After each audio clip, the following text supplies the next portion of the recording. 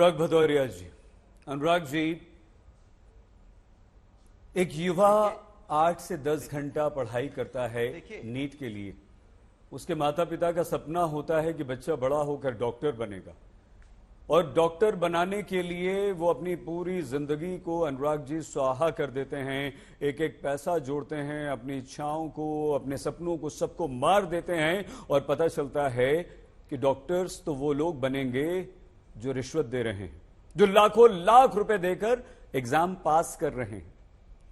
अनुराग जी, राजनीति पर आप भी बात कीजिएगा, लेकिन क्या उन माता पिताओं पर, उन अभिभावकों पर और उन बच्चों के दिल दिमाग पर जो बुरा असर पड़ रहा है, आपको लगता है कि वो हमारे देश को कमजोर कर रहा है? देखिए, मैं बिल्कुल सही कह रहे हैं। इस पे मैं कोई राजनीति नहीं करूंगा, मैं भावनाएं व्यक्त करूंगा कि एक माँ बाप की भावनाएं, एक बच्चे के दिल में दर्द क्या होता है। माँ बाप की दुआएं थी, ऊपर वाले का करम था, वो टॉप करेंगे इस बार, बेचारे बच्चों को भरम था। हर बार वही झंझट, हर बार वही कहानी, बच्चों की मेहनत पर फिर देखो फिर गया पानी। झूठों की ये सरकार कहती थी सब ठीक हो गया, पर्चा फिर से लीक हो गया। बचपन गया, भविष्य गया, किस मुंह से मां से बोलूं, मां फिर से पर्चा लीक हो गया।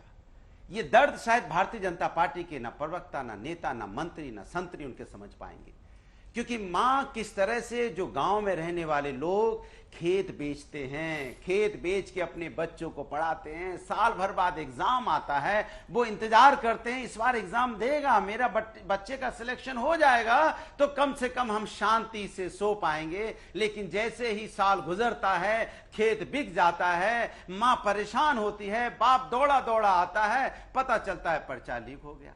अब सोचिए उसके दर्द की वेदना, आप तकलीफ समझिए कि दोबारा खेत बेचना पड़ेगा, दोबारा पैसा कहां से लाएगा, फिर वही कर्जा उठाएगा, फिर वही सूद भरेगा, फिर बच्चे को दोबारा से परीक्षा में अपीयर करवाएगा। लेकिन सरकार को दर्द कहां है? सरकार के मंत्री कहते हैं नहीं नहीं नहीं नहीं, कोई पर्चा लीक नहीं हुआ। ये कैसा बेदर्द मंत्री है, बेरहम मंत्री है भाई।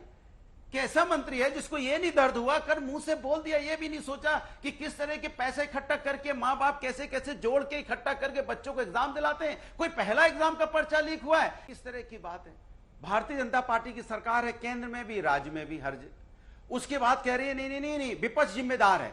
पर्चा लीक हो जाए, विपक्ष जिम्मेदार। बेरोजगारी बढ़ जाए, विपक्ष जिम्मेदार। किसान आत्महत्या करे, विपक्ष जिम्मेदार। छात्र परेशान है, विपक्ष जिम्मेदार। महिलाओं पर अत्याचार होता है, विपक्ष जिम्मेदार। डीजल पेट्रोल के दाम बढ़ गए, विपक्ष जिम्मेदार। कमाल की सरकार है भाई। अरे सरकार आपकी है, तंत्र आपके पास है। अरे कोई गलती करता है, चाहे किसी भी दल का हो, मैं तो साफ कहता हूं, किसी भी दल का हो, कोई व्यक्ति हो, बच्चों के भविष्य से खेल रहा है, उसको पकड़िए और कड़ी से कड़ी सजा दे दिए। यहां पे बातें करने के लिए मत आइए, अपना चेहरा छुपाने की बजाय आप चौड़ों के बोलते हैं। अगर मैं भारतीय जनता पार्टी की जगह होता, मेरी सरकार होती और इस तरह से बच्चों का, अगर बच्चों के साथ अन्याय होता तो मुझे शर्म आती बोलने में।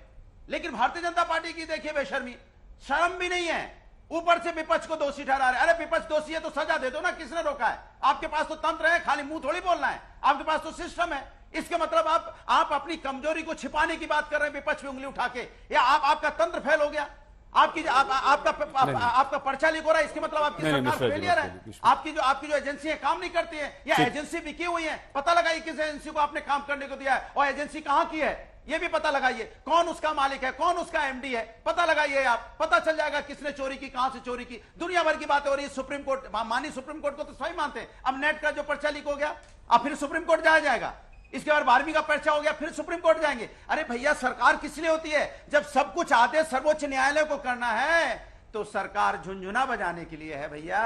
जब सब आदेश सब कुछ मानी सर्वोच्च न्यायालय से ही होना है तो सत्ता छोड़ दीजिए, फिर सत्ता का कोई मतलब नहीं है। समाप्त कीजिए। आदेश वहीं से आना है तो आप क्यों हो भाई? ठीक है, मलूक नागर जी। नहीं, मलूक जी, मुझे तो दर्द है, इन्हें तो दर्द है नहीं, ये तो आए बाएं साए बोलेंगे अभी। अरे ठीक है, मलूक नागर जी, मलूक नागर जी, आप कोई परीक्षा दी नहीं है कभी, कोई मलूक नागर, अनुराग जी हो गया, दोबारा आते हैं आपके पास। दूसरा प्रश्न, अभी शहजाद जी पे सारे प्रश्न आ रहे हैं। शहजाद जी आप उत्तर देना चाह रहे हैं, लेकिन दो मेहमान हैं, उनसे एक एक रिएक्शन लेकर आपके पास आता हूं। मलूक नागर जी, आप राजनीति में हमेशा शुचिता की बात करते हैं, आदर्शों की बात करते हैं, और पार्टी लाइन से हटकर आप देश की भी बात करते हैं, इसके लिए आपकी प्रशंसा होती है। क्या आज आप ये कहेंगे कि पेपर लीक आज से नहीं, हम हर सरकारों में देखते आ रहे हैं और हमारा युवा जो है वो अवसाद में है, इसका कोई उपाय हो सकता है नागर साहब? देखिए अंसारी साहब, पेपर लीक होना और आने वाले देश के भविष्य के लिए बहुत खतरनाक है और ये एक बीमारी है। और चाहे वो देश की तरफ से हो, चाहे देश के किसी भी प्रदेश की तरफ से हो, जहां तक बात इस पेपर लीक की है जो नीट की है, जो एचआरडी मिनिस्टर से जुड़ी हुई है, क्योंकि जिसके मन में जो आता है वो ही बोलता है। अच्छा, कानून नियम इसकी पूरा तरीके से तैयारी करे बगैर जिसके मन में आए जो कह दो और कुछ भी बोल दो। देखिए, मामला 11 जून को ऑनरेबल सुप्रीम कोर्ट में गया और मैटर आज भी सब जुडिस है। और जो माननीय सुप्रीम कोर्ट ने आदेश दिया कि 2700 कुछ बच्चों की दोबारा से एग्जाम होगा, उसके लिए सरकार ने ऑर्डर पास कर दिए, जांच की शुरुआत कर दी और पहले दिन ही जिस बयान को तोड़ मरोड़ करके बताया जाता है प्रवक्ताओं के द्वारा, उसमें यह भी कहा गया था उस दिन कि अगर कोई अपने आप को बहुत बड़ा मानता है और इसमें लिप्त पाया गया तो वो बख्शा नहीं जाएगा। जितनी ईमानदारी से हम लोग जवाब दे रहे हैं, जितनी ईमानदारी से एनडीए के सब लोग जवाब दे रहे हैं, जितनी ईमानदारी से बीजेपी के प्रवक्ता जवाब दे रहे हैं, एक चीज मैं कहना चाहता हूं, इसका तो जो घटना घटी है निंदा करते हैं और जांच होगी सीबीआई की भी और प्रदेश सरकारों में भी, और कड़ी से कड़ी सजा मिलेगी जो भी इसमें दोषी पाया जाएगा। लेकिन क्या जब राजस्थान में हर 15 दिन में, हर एक महीने में पेपर लीक हो रहे थे, तो क्या कांग्रेस के लोगों ने कभी आके कुछ कहा, या सो कॉल्ड इंडिया गठबंधन के पार्टनरों ने क्या कभी आके उसकी निंदा की? तो अंसारी साहब, बात यह है, जहां तक दूसरे अभी जो यूजीसी की बात है उसका जो कैंसिल किया है, उस पर भी कुछ लोग कह रहे हैं अरे अगर उसमें कुछ शिकायतें आ गई और उन शिकायतों के आधार पे मैटर सब जुडिस नहीं है सुप्रीम कोर्ट में और वो उठा के कैंसिल कर दिया, तो उसकी तो तारीफ होनी चाहिए कि जरा सी शिकायत आते ही वो मैटर सब जुडिस नहीं था, कैंसिल कर दिया। और जो 8 जुलाई तक जब माननीय सुप्रीम कोर्ट में मैटर सब जुडिस है, तो उसमें कोई भी व्यक्ति, कोई भी सरकार कैसे इंटरफियरेंस कर सकता है? जो 8 तारीख को माननीय सुप्रीम कोर्ट का ऑर्डर आएगा, हमारी एनडीए की सरकार बिल्कुल बहुत सम्मान के साथ इमीडिएट सुप्रीम कोर्ट के ऑर्डर के आधार पर निर्णय लेंगे। और हमारी एनडीए की सरकार हमेशा देश हित और जनहित में आगे बढ़कर के काम करती है, बगैर मतलब के झूठी अफवाहें जो दूसरे लोग फैलाते हैं और अपनी गलती मानते नहीं है, कुछ का कुछ बोलते हैं। हम ऐसा नहीं करते और इसकी जांच चल रही है और दोषी बख्शे नहीं जाएंगे, उनकी सख्त से सख्त उनके खिलाफ कार्रवाई की जाएगी। माननीय गृह मंत्री जी ने सीबीआई की जांच के लिए ऑलरेडी ऑर्डर अंसारी साहब कर दिए हैं। ठीक है, अमिताभ सिन्हा जी, कुछ समय और इंतजार कर लीजिए सर, आपके पास आना चाहता था, लेकिन देखिए चारों राजनीतिक दलों के प्रश्न शहजाद पूनावाला से हैं और क्योंकि कानूनी पक्ष आप रखेंगे सर तो आप बहुत बेहतर बता पाएंगे, थोड़ा सा और इंतजार। शहजाद जी, आप सभी ने जो प्रश्न उछाले आपकी तरफ जवाब देते हुए एक छोटा सा मन में बात यह आ रही थी कि पेपर सेट करने की जिम्मेदारी एनटीए की, एग्जाम लेने की, बच्चों से जिम्मेदारी छात्रों तक पहुंचाने की प्रश्न पत्र, वो भी एनटीए की जिम्मेदारी। तो क्या तेजस्वी यादव ने एनटीए को हाईजैक कर लिया? शहजाद जी।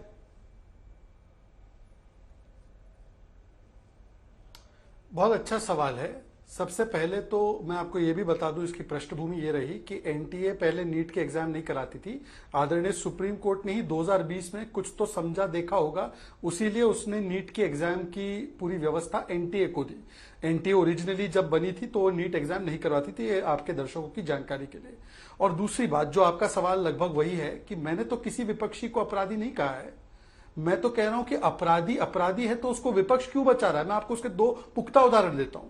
मेरे भाई आलोक जी ने कहा कि हमने तो राजस्थान में कार्रवाई की, मान्यवर कार्रवाई की होती तो सचिन पायलट सड़कों पर क्यों निकलते।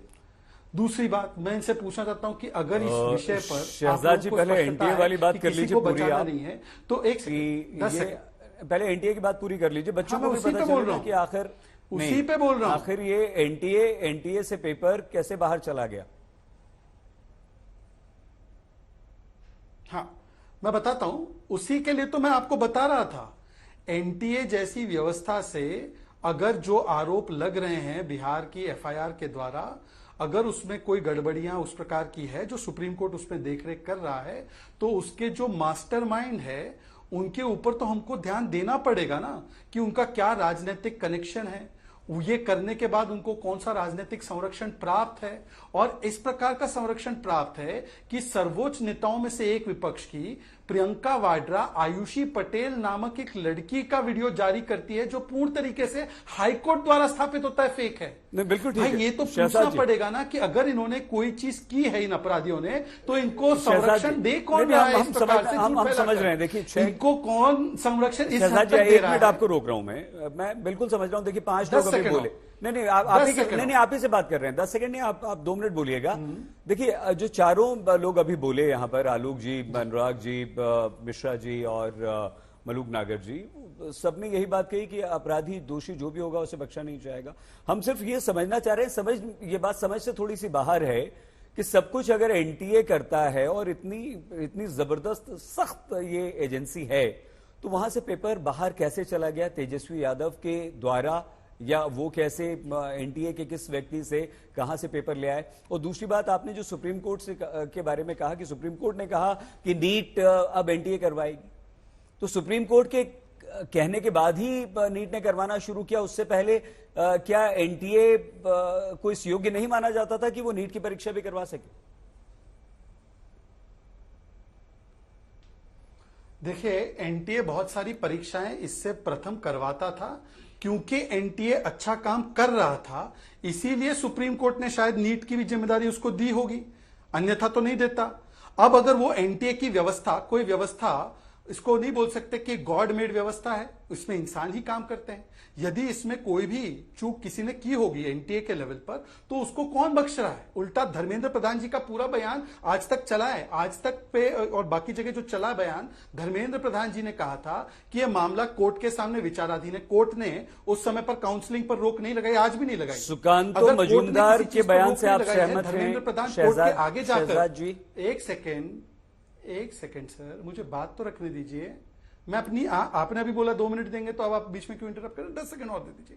क्या धर्मेंद्र प्रधान जी कोर्ट के आगे जाकर अपना फैसला सुना दे जब कोर्ट के सामने कोई मामला है? क्या धर्मेंद्र प्रधान जी ने कहा फिर भी कोर्ट जो भी निर्णय करेगा मैं उसके साथ हूं। पर मैं आपसे एक ही सवाल पूछता हूं, और प्लीज एक सवाल का जवाब मुझसे दिलवा दीजिए। अगर ये लोग अपराधियों को नहीं बचा रहे, अंसारी जी प्लीज, अरे बोलिए, जल्दी बोलिए सर, बोलिए प्लीज। अगर ये लोग अपराधियों को नहीं बचा रहे हैं, हाँ शहजाद भाई बोलिए, अपराधियों को नहीं बचा रहे हैं, जिस विषय पर कोर्ट का फैसला आ चुका है, मतलब कि प्रियंका वाड्रा द्वारा फैलाए गए भ्रमित का चीजों को कि आयुषी पटेल का ओएमआर डिस्ट्रॉयड नहीं था, वो झूठे आरोप लगा रही थी, इस प्रकार की व्यक्ति को क्यों कांग्रेस ने खड़ा किया? क्या तेजस्वी के लिंकेजेस से ध्यान भटकाने के लिए? सवाल नंबर 1। और सवाल नंबर 2, जो किसानों की खेत बिक जाती है और पैसा इकट्ठा करके करते हैं और उस प्रकार से बच्चों को एग्जाम करवाते हैं, बोलने वाले अनुराग से पूछिए कि 48 पेपर्स लीक हुए थे उत्तर प्रदेश में जब अखिलेश जी की सरकार थी,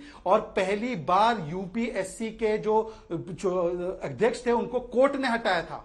इससे पहले कभी देश के इतिहास में इस प्रकार के सर्विस कमीशन के आयोग के अध्यक्ष को हटाने की प्रक्रिया कोर्ट के द्वारा की गई हो, तो मुझे लगता है कम से कम अनुराग जी सुकांत मजूमदार के उस बयान से सहमत हैं कि हमारा सिस्टम खराब है, यहां पर प्रोएक्टिवली होता है। शहजाद जी कमाल है। अरे एक मिनट अनुराग जी, एक मिनट अनुराग जी, शहजाद जी, क्या आप सिस्टम हमारा सिस्टम में गड़बड़ी हो जाता है? अनिल यादव और एक सेकंड अनुराग जी रुकिए ना, बात कर रहे हैं। अनिल यादव को क्यों बचा रहे हैं अनुराग भदौरिया जी? अमिताभ सिन्हा जी नहीं देंगे। देखिए ये नेता हैं, प्रवक्ता हैं, अब जो बात इन्हें कहनी होती है यही कहते हैं अमिताभ सिन्हा जी। ये नहीं देंगे। मैं आपके पास आ रहा हूं, सबकी आवाज बंद कर दीजिए, अमिताभ जी को सुनेंगे। अमिताभ जी, बच्चों की चिंता है, उनके माँ बाप की चिंता है। ये सच्चाई है कि अपना घर बार गहने सब कुछ गिरवी रख के बच्चों को पढ़ाया जाता है, और ये डॉक्टरी की पढ़ाई, एमबीबीएस की पढ़ाई बहुत कम लोग हमारे देश में हैं जो अपने बच्चों को करवा पाते हैं। सुप्रीम कोर्ट में क्या है मामला, किस तरह से आप इसे देखते हैं? धन्यवाद सही। मैं आपकी परेशानी और आपकी मजबूरी समझ रहा हूँ अच्छे तरीके से, इसलिए मैं धैर्य से सब कुछ सुन रहा था कि थैंक यू जो सर। आपके अनुकूलता में जी। मैं बस बहुत संक्षेप में अपनी बात कहूंगा, क्योंकि बाकी तो ये राजनीतिक दल के प्रवक्ता लोग हैं, उनका समझ। देखिए, ये विषय 2013 में जब MCI इसका परीक्षा के विषय में सारी चीजें करती थी, medical council of supreme court ने एक तो बहुत ही रिजेंट फैसला दिया और कहा कि नहीं, ये MCI से हटाओ, तो इसको जो व्यवस्था है उसके लिए नीट की व्यवस्था एक सेंट्रलाइज एग्जाम की पैटर्न। और ये इसलिए किया क्योंकि वहां पर भ्रष्टाचार था, और ये बात सुप्रीम कोर्ट ने माना। तो भ्रष्टाचार कोई नया तो नहीं है, मैं ये इसका डिफेंड नहीं कर रहा हूं, मैं सुप्रीम कोर्ट के इंटरवेंशन की बात कर रहा हूँ। सुप्रीम कोर्ट, लोग करते हैं सुप्रीम कोर्ट में मामला गया क्यों? अरे भाई, जब गड़बड़ियां होंगी, और मैं आपको एक और चीज बता दूं, मैं बहुत सम्मान से भारतीय व्यवस्था की बात करूं, भारतीय व्यवस्था आज भी बहुत पोरस है, बहुत छिद्रयुक्त है, यहाँ पर जयचंदों की भरमार है। और इसीलिए जैसे कोई कहे ना कि सरकार आ गई तो फिर सब कुछ हो गया, अभी भारतीय सेना जिसको हम फुल प्रूफ मानते हैं, वहां भी ऐसे ऐसे जासूसी के कारनामे आते हैं और उसमें पकड़े जाते हैं।